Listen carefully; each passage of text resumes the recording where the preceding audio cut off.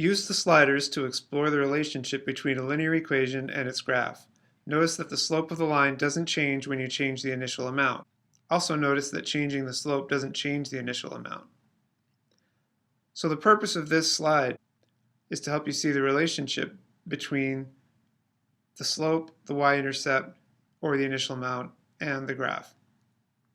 So right now we have y equals 0x plus 0.0, which really just means y equals 0. And that means that all the outputs are 0, and that's along the x-axis here. So let me go ahead and add an initial amount. Let's put it on 3. You see the initial amount is 3. There's no rate of change yet, so you just have 3 for all the outputs. Let me go ahead and add some slope or rate of change here, just a 1.0. So you're going up 1, right 1 is the pattern, and your initial amount is 3. So your equation is y equals 1x plus 3, or normally you would just write y equals x plus 3. Let me increase the rate of change. Notice that the equation changed to y equals 2.0x plus 3, or y equals 2x plus 3. And notice that the rate of change is 2, the initial amount is 3. So your graph up to right 1, the initial amount didn't change.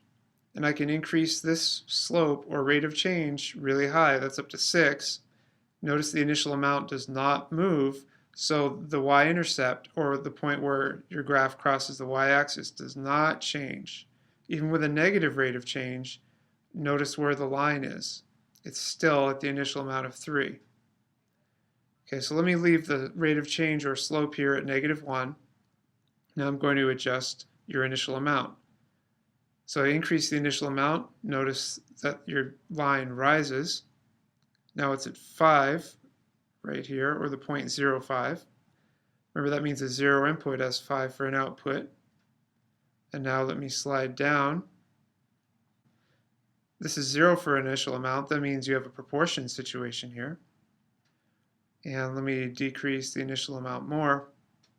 That means you're starting off with 2 and you're going down 1, right 1, down 1, right 1 repeatedly.